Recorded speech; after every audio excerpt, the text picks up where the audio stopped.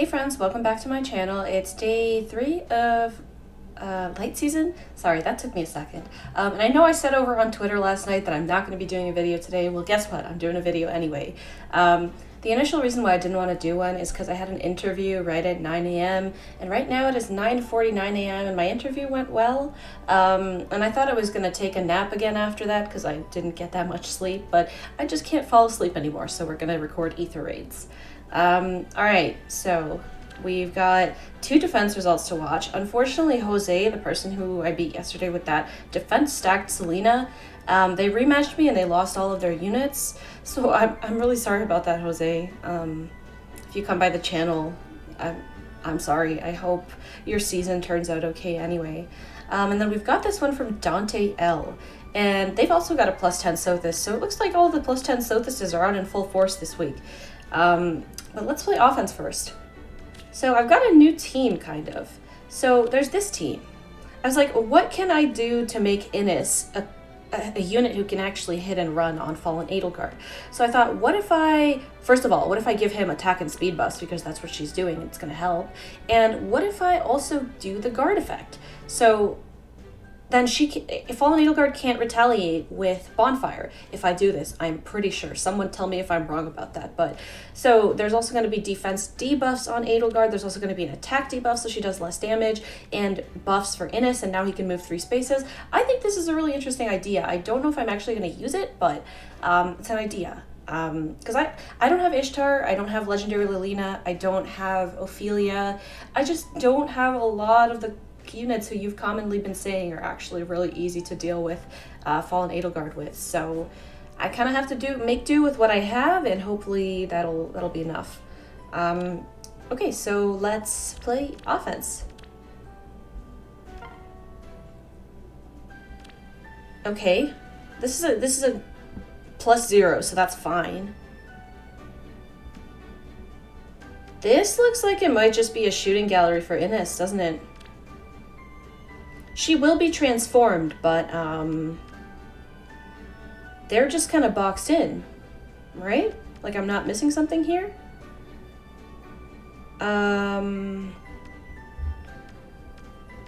We can probably test that trap with someone. But, okay, who else could possibly do this? Maybe the Claudes could do it, but I'm kind of worried about Edelgard, and maybe this is just a chance to test my new Innis. I don't know. This could definitely be an interesting opportunity to test him out. So I say let's do it.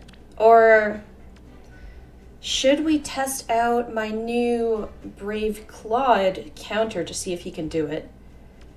He won't be able to enemy phase this Corrin, but I think Lucina can probably kill the Corrin. Maybe not. I don't know.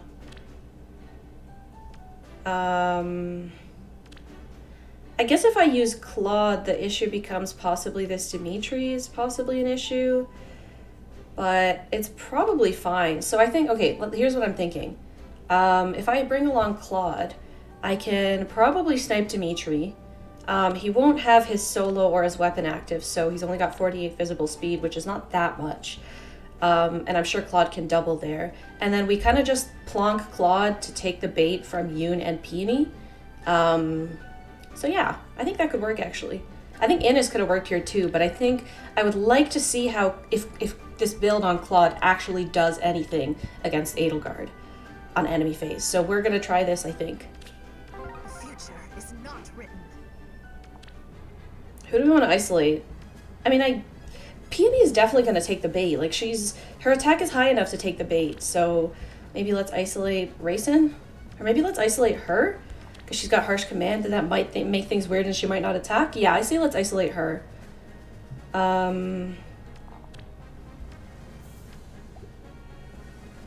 So next turn we're going to smite Claude up onto this.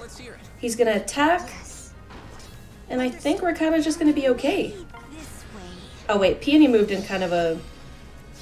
I didn't want her to do that. I didn't want to put her there. Maybe let's repo her, smite him up. Okay, that's good. That's good to see. And then what's going to happen next turn is it's just going to be Peony and Yoon attacking into me. No one else can reach, and they're all boxed in except for Raisin. But the rest of the units are boxed in, and Rayson's not threatening. I just don't view him as a threat. At the ready. So let's take out Dimitri. Take your final bow. Okay. Good to know that he can take out even bonus weak Dimitri. Oh, and Corin, I just pulse smoked down Corin, so she should probably be easier to kill. Good morning.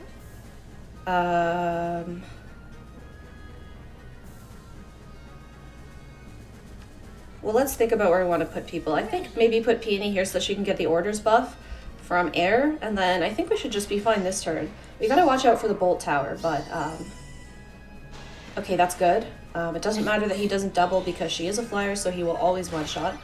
Even without his special, he would. Let's finish this. 100 on the dot. Love to see it. Okay, Yoon. Yoon doing Yoon things. Bonus Yoon still only doing 16 damage. Another successful scheme.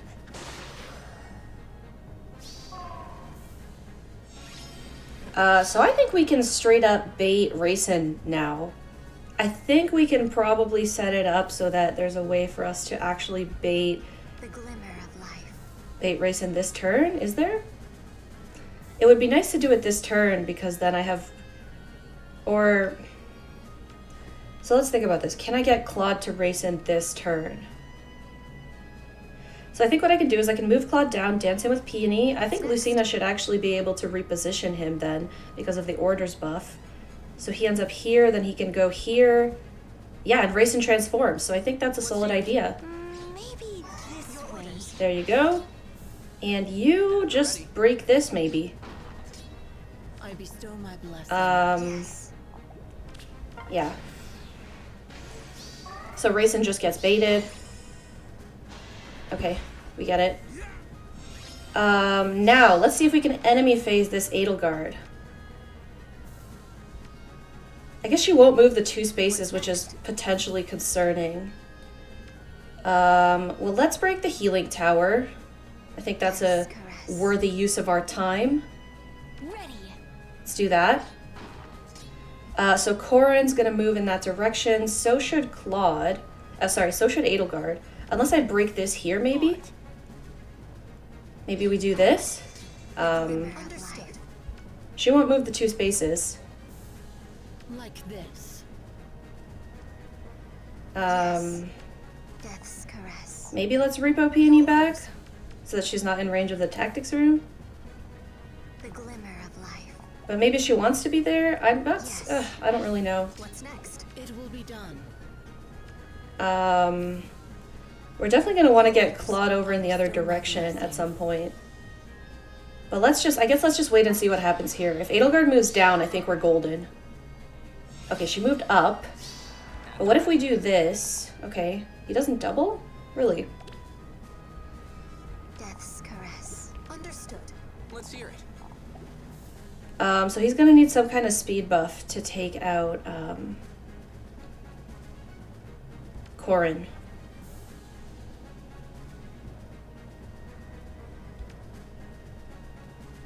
What if we break this? If we dance, oh no. Good morning. Well, misclick, I guess. Yes. On it. Looks like we're gonna have to wait another turn. Death's caress. And I just hope that doesn't mess me up. I really hope it doesn't. What's next? Let's hear it. Gotta love the misclick. Like this. Well, I guess let's break this. Yeah, we still want to break that. At the ready. Understood. And maybe something like this. Where's Corin gonna go? She's gonna go down, I think.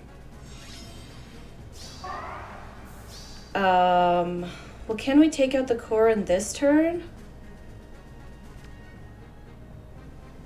She doesn't have attack speed oath anymore, so I'm hoping... So if we kill her from here... Well, I might miss the pot, though, then. So what I was thinking is we can go here, dance Claude, kill Corin from here, hopefully he kills. And then Lucina just steps over to help him with Edelgard. But I might miss the pot then. So I don't know if it's worth it. Glimmer of life. Or can I just repo out of the way after that? After I kill Corin? At the ready. I don't super think I can.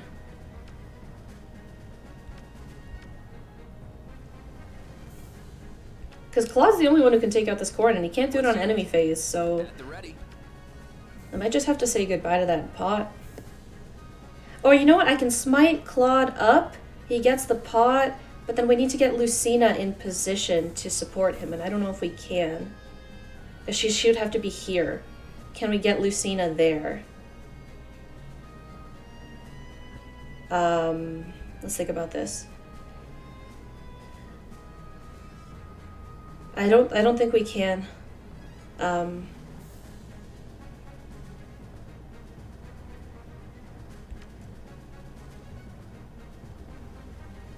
Maybe I don't really know. Yes. There's also a possibility that Claude just straight up won't be able to kill Edelgard, even in 2 hits. So technically, it's possible that I can still get that pot next turn. On it. So maybe let's try that. Ready. Let's hear it. Okay, that's good. That's very good. Death's caress. Air. So let's do this.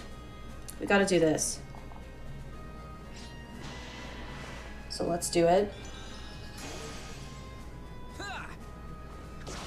Yeah, I feel like there's a strong possibility Claude won't be able to kill Edelgard even Let's finish this. even after she attacks into him twice.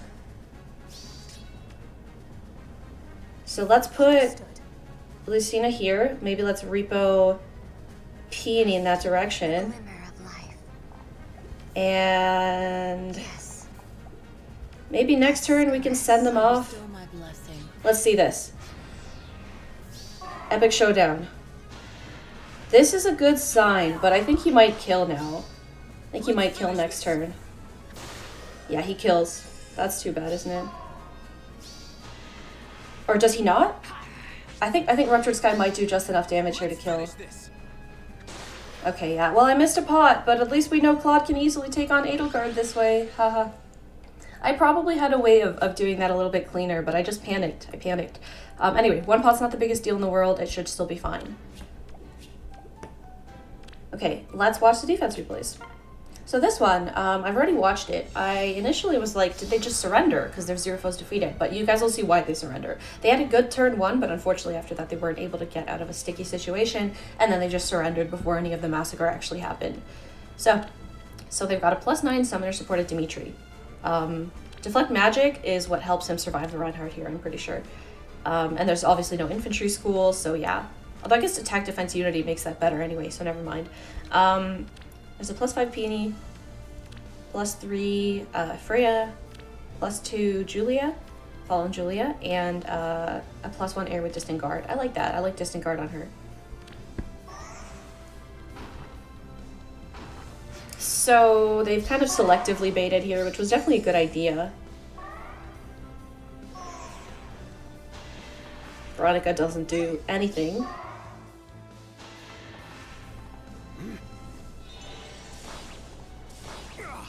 Actually, Reinhardt might not have killed without... Reinhardt probably would have killed without the Deflect magic. Never mind. Oh, it's fine.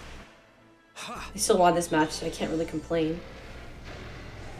Bravamon does some damage to Julia.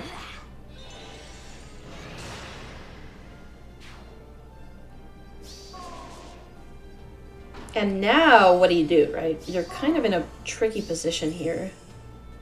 So they gamble on a trap. Gamble on another trap, and both of them failed. So right now, like, unfortunately, like, they can go take out this Olwen with Freya, but, you know, like, there's not much else that can be done.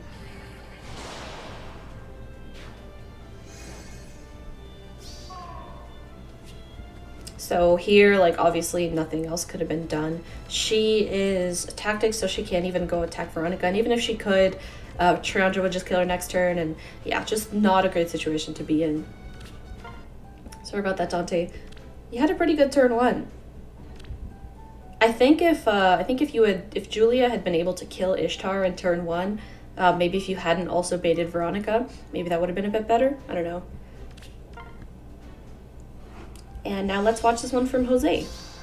So, very, very interesting peony build.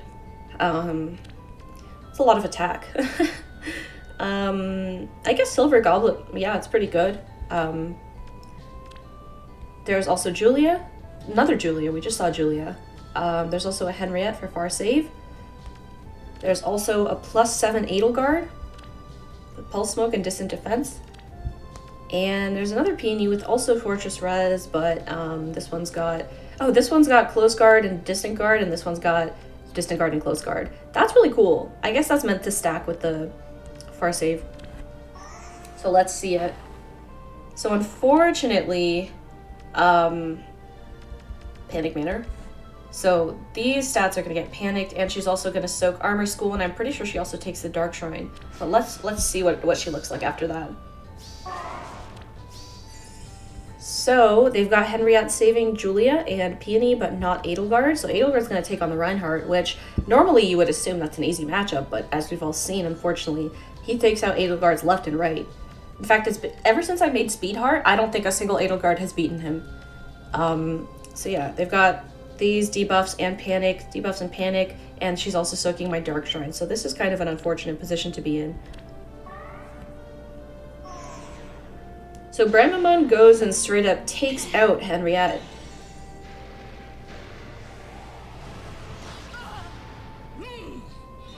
And she can't charge her special because of guard, although I don't think that would have mattered here. So yeah, Bramamon just kills Henriette. And this is without lull attack res on Bramamon. So yeah, F in the chat. Veronica does considerably more damage to this Julia than she did to the one in the previous match, and I don't know why that is. So yeah. Unfortunately, this one's not looking good for the Edelgard. The gates. He said it. Oh, thank you so much, Reinhardt. I've done all I can. Wow, he still barely got that kill. But it worked. And I haven't even given him Blade Session, or he's not going to run Blade Session in this season yet until we get the 7-slot Mythic, because that's why I'm running Blade Session in Anima right now. But I haven't given him ARD attack speed on this in this season yet, because I haven't switched around the blessings yet. So anyway, Julia goes and one-shots Olin.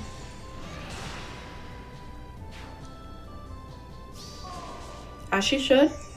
I assume she attacks... Oh, she attacks Veronica. I would assume Bramamon, but I guess she can't counterattack to Bramamon, which is... Sorry, she can't counterattack to Veronica, which is a bigger threat, but it's a big threat regardless, because Bramamon can now go attack Peony. Anyway, so one of the Peonies is gone. And the other Peony's dead by the hands of the Angel of Darkness themselves, Bramamon.